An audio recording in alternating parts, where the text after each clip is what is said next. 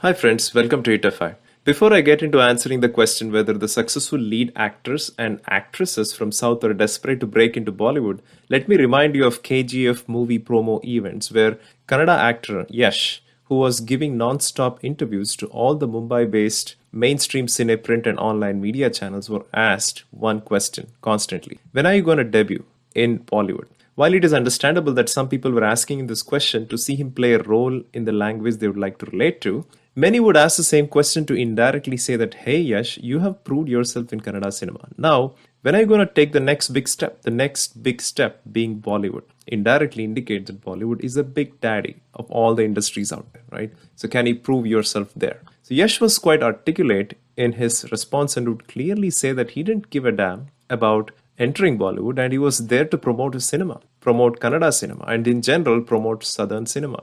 Obviously, if a role that interests him comes his way, he would take it. This is a phenomenon that started with Bahubali franchise, where Rana and Prabhas had the same idea about Bollywood debut. It's been a few years already. Now, thinking about what Rana and Prabhas are doing, they're literally doing what they had embarked on. They're making movies primarily for Telugu and South audience, as they have guaranteed market. Additionally, they would make it as a bilingual to get into much more wider and lucrative Hindi market. So the attitude of South actors have gone through major transformation in current generation as they are thinking big. They're not going to knock on the doors of big establishments in Bollywood for a chance, but if a good role comes their way, they can choose to grab it or let go of it. Even if they're offered a role in some random commercial movie, they typically reject it as they know that it would be a second fiddle to an A-list actor or a villain with not much prospect for growth in the industry. Now, if you breeze through the history of Indian cinema, the lucrative market that Bollywood was catering to made it the dream destination for many film personalities from all around India. South Indians had three big barriers to break. One is Hindi language, which wasn't something that most people were comfortable speaking. Even if they ended up learning, it would have taken years for them to get the right pronunciation of local dialects of the characters they play. Then it was a stereotype of being South Indian, where people would have preconceived notions towards them. So this barrier is not just for South Indians, but also all the communities that are rooted in their culture. Then there was this pressure to be in good books of the establishments. If you look at Kamal Hassan's sudden end of career, it is so clear that the ego of a man named Ramesh Sippy belonging to an establishment in Bollywood would mean an end to Kamal's career in Bollywood. The pressure of being in good books of establishments is a problem faced by even the so-called outsiders of Bollywood establishments. Sushant was a prime example of that. So despite all these barriers, there were few stars like Vaijayanthimala, Sridevi, Hema Malini, Rekha and Jayaprada who rose to superstardom. Now back in the day, cinema in general was a brutal word. Rekha, for example, was called ugly duckling due to her typical South Indian looks and dark complexion. She fought her battles and depressions on her own merit, and look at what she's achieved. She was controversy's favorite child during those times when the entire world generally conspired to put all the blame on a woman, right? For decades, and nothing deterred her through her journey to be one of the iconic stars of Hindi cinema. Likewise, when Sridevi entered Bollywood, she had a huge baggage of experience as a child and a grown-up actor in various South languages and was also groomed by the likes of K. Balachandar and Bharati Raja. When she entered Bollywood, her past records didn't matter for the producers. All that mattered was her looks, dance, and to showcase her as a South actress with the thunder thighs. The favorite stereotype for many established cinema media houses back then. When she played a child woman suffering from amnesia in Sadma, a remake of Moonram Pirai, it was a slap on the face of these establishments and film journalists who had just belittled her as a glam doll, totally undermining her past achievement. In general, she was miles ahead of her contemporaries in many departments. Likewise, Vaijayanthimala, Hema Malini, Jayaprada rose to stardom during their times due to their background as trained classical dancers, which is an easy gateway to getting all your basic acting skills right and leading to stellar performances. Friends, back in those days, there is no denial that all these actresses grabbed opportunities they got in Hindi cinema as they realized that it was more prestigious, faster money, and pan-India fame. I should also mention here that Shilpa Shetty, Deepika Padukone, and Aishwarya Rai, who made it quite big in Bollywood, are originally from South, even though their upbringing was in Mumbai and other parts of India. Asin Totumkar, who was one of the top actresses in South, had a rousing start in Hindi through Ghajini, but didn't fare well in following movies. I personally think that she made wrong choices and tried to emulate Sridevi or him. But during a different era where there were already so many reigning actresses and establishments in Bollywood became more brutal than before. So we also seen male actors try out their luck in Hindi cinema before the end of millennium? While we have seen Nagarjuna, Mohanlal, Venkatesh, Chiranjeevi all try their luck at various points, the folks who played relatively longer innings were Kamal Hassan and Rajinikanth. Both Kamal and Rajini had a fair amount of success in Hindi. But compared to the lead roles they would do down south, they would play secondary roles in big budget multi-starrers. Kamal eventually acted in many bilingual movies which catered to Hindi market as well. Now, Rajinikanth's style was quite irresistible for many Bollywood producers out there.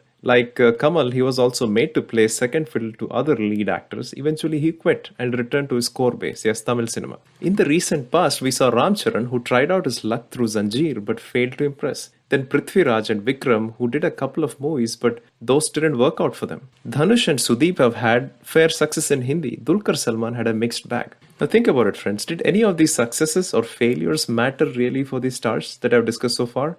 Now, thanks to the fact that Kamal Hassan, due to his ego clash with Bollywood biggies, didn't rise up much there, and we could see him play critically acclaimed roles in Nayagan, which is listed in Time magazine's all-time 100 movies list. Moonram Pirai, Apurva Sagodharangal, Sagara Sangamam, and many more that got him maximum number of Oscar nominations from India and also maximum Indian National Awards. Now, Rajinikanth collaborated with Shankar to give us the Endiran franchise. Him, along with Chiranjeevi, had increased the market and reach of their respective industry to that extent that at some point they became the highest paid actors in India, which is quite mind-boggling for the stars from regional industries, right? Likewise, while we know Mohanlal as the most effortless actor out there, he also widened the market in commercial segment for Malayalam cinema significantly. His failures in Bollywood now didn't matter at all. The younger generation actors down south have become quite smart about their career choices. If you take Telugu industry for example, the stars are making so much money that Bollywood may not be able to match. Also, the epic projects that folks like S.S. Rajamouli undertake instills a sense of pride in Telugu stars who would want to promote their cinema at national level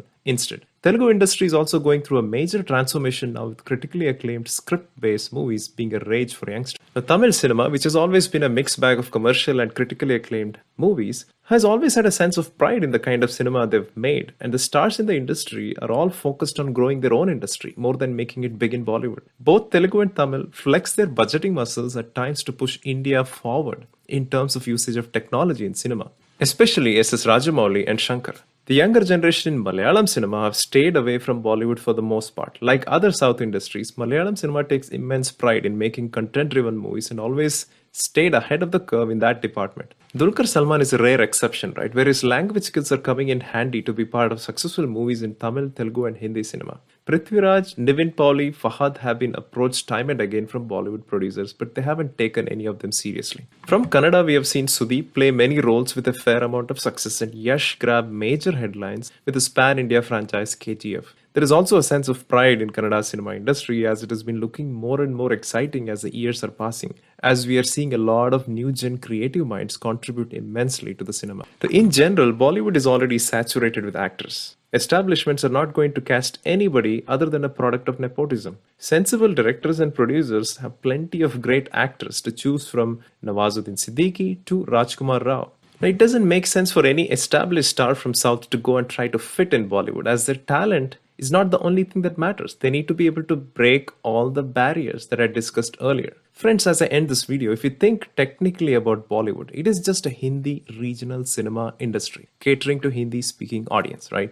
Just because there is a larger market that it caters to does not qualify it as a mainstream cinema. The quality of cinema coming from other regional industries have time and again surpassed this Hindi regional industry and will only continue to surpass. South stars are never itching for a role in Hindi. Now, if you are a Bollywood-based film journalist, don't ask them this lame question. When are you going to sign up for a Bollywood movie? Ask them the right question. When are you going to bring your cinema to us? Because there's a lot of mind-boggling cinema lined up for release from the South. Now, thank you very much, folks. If I have missed out on any of the actors or actresses out there, please comment below. Thank you again.